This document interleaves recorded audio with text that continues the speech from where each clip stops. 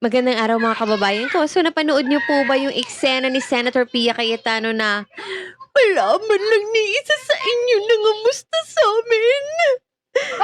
Some of you I know for 20 years. So kung hindi ba naman sinungaling itong si Senator Pia Cayetano, wala daw nangamusta sa kanila ni isa na senador. Samantalang si Sherwin Gatchalian ang unang-unang kumontak at nagtanong sa kanya kung kamusta na sila doon. At ito din si Mig Subiri, nagpadala ng mensahe na sinasabi, "Please stay safe over there, guys." Yun ang sabi ni Mig Subiri. Tapos sasabihin mo lang nangamusta sa inyo. Iisa talaga kayo ng hilat siya ng bituka. Talagang lahat kayo sinungaling. Uy, pero in fairness, ang galing mo doon, Senator Pia Cayetano. Pang-famas na pang-famas ang dating. O, di ba? Pwede pang dalhin sa Oscars.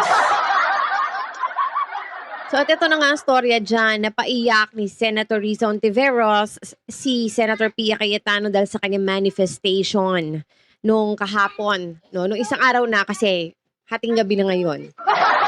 So napaiyak nga niya dahil meron siyang isang linya na binitawan wherein sinabi niya doon na parang wala lang nangyari. No? But sabi nga niya, inexplain niya ito further for the second time around after nga umiyak nito ni Senator Pia Cayetano. Inexplain niya na she is not pertaining to personal feelings of each and every one.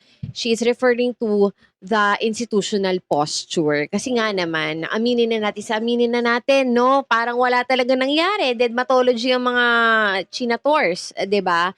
Kasi nga naman, sila napupubuntunan ng sisi, no?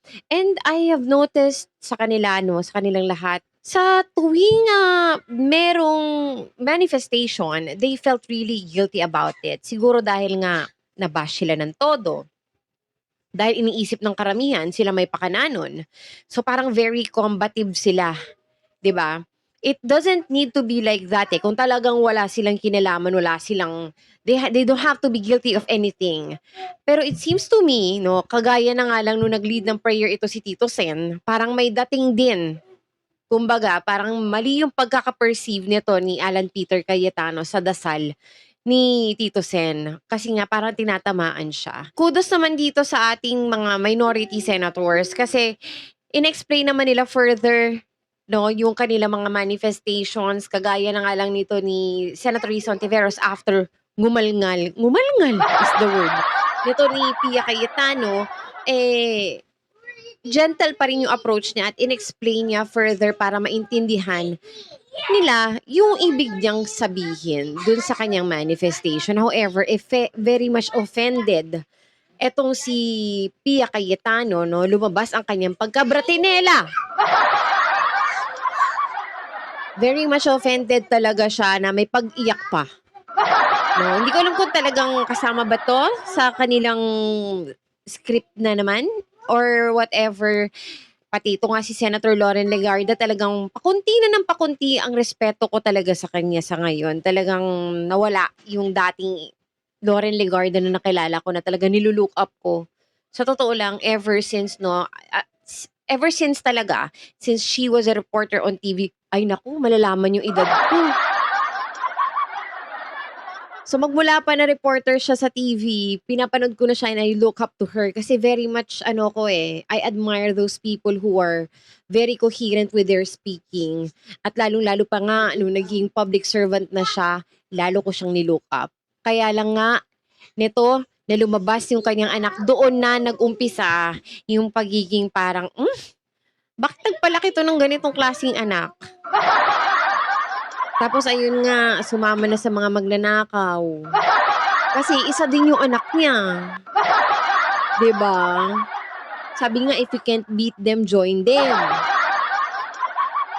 So ganun nga yung nangyari, no? Parang sayang, nanghihinayang talaga ako kay Senator Loren Legarda. At ito nga yung katulad nga nung sinabi nung nagkaroon ng interview, etong si Karen Davila kay Risa Ontiveros, na tinanong niya kung na-surprise daw ba ito si Risa Ontiveros na sumama sa majority ito si Loren Legarda. Very much surprised daw siya. And I can see the disappointment on her face talaga.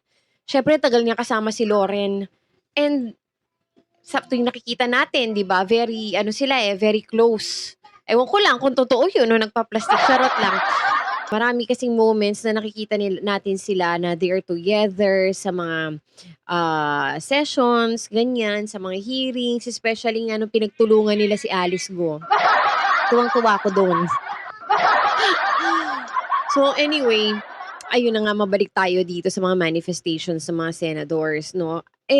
Syempre, hindi natin masisisi ang mga minority to feel that way kasi they felt really disappointed and very bad about the situation that happened kamakailan lang. Kasi nga naman, katulad ng sinabi nila, sa buong history ng Senado, ngayon lang daw nangyari na may ganitong kaguluhan. At ang nakaka-disappoint doon kasi it's their time nang nangyari itong gulo na to, no? Sabi nga ni Risa Ontiveros, even in the darkest times, even the olden days, no, kahit pa ng panahon ng Marcos, hindi daw nangyari to sa Senado. Kaya sobrang nakaka-disappoint daw talaga. Hindi daw dapat ipagkawalang bahala ang nangyaring ito. At katulad na nga na nangyari ngayon, no, na naglalabasan itong CCTV footage, no, at naaral na nga, kumbaga, itong CCTV footage, no, at pinresenta na to ni na John Vic Remulla, lumabas nga doon, klarong-klaro, na nagsisinungaling ang kampo ni Alan Peter Cayetano. So malinaw na pagsisinungaling ang kanilang ginawa. Sa tingin nyo ba kailangan respetuhin at kailangan pagkatiwalaan pa natin ang Senado? He is supposed to be the body of the Senate bilang Senate President siya. 'Di ba? At katulad nga nung sinabi ni Cocoy Pimentel, I advise you guys to watch the interview of Miss Carmina, the TV reporter, kay Coco Pimentel. Sobrang disappointed din ni Coco Pimentel. Sabi nga niya, etong Sergeant at Arms at itong Senate President, iisa lang dapat ng katawan yan. So means to say, meron talagang pahintulot o may basbas talaga ni Alan Peter Cayetano ang ginawang pagpa-fire ng shots nito ni Aplaska. Ito si Aplaska, pag napapansin niyo po ba si Aplaska, pag ini-interview siya may pag ganun pa, ang yabang. Sarap kutusan eh. Napapansin ko sa kanila, no, parang naghahari-harian talaga sila sa Senado ngayon. Sobrang inangkin na nila ang Senado, no? Nakakatakot na yung mga ganitong moments. It's also a betrayal of public trust, if you may. Kasi nagpataka sila ng isang criminal, considering he's a criminal because he has a warrant of arrest. 'Di ba? Pinatakas nila, nag-connive sila sa mga ganong klaseng bagay. Do you think we should trust them even more right now? So eto na, mapunta na tayo dito ngayon sa impeachment. Nagmadali siya ngayon sa impeachment. But I don't think wag tayo magpakampante kasi marami na naman ang nauuto dahil dito na nag-proceed si Alan Peter Cayetano ng impeachment. Wag tayong magpadala dyan. Kasi in the end, ibabasura din nila yan. Pinadali lang para lang pampahugas kamay. Alam mo yun, pampabango. Ganyan, 'di ba? Kasi nga nung dati kay former SP Chis Escudero, dinelay ng dinelay. So siya, iba naman yung tono niya. Kumbaga minadali niya para nga naman di makaamoy, pero in the end, for sure ibabasura 'yan. Or hindi natin alam kasi nga meron nga daw lahing unyango ito si SP Cayetano. So hindi natin alam kung pagtataksilan din niya itong mga Duterte senators.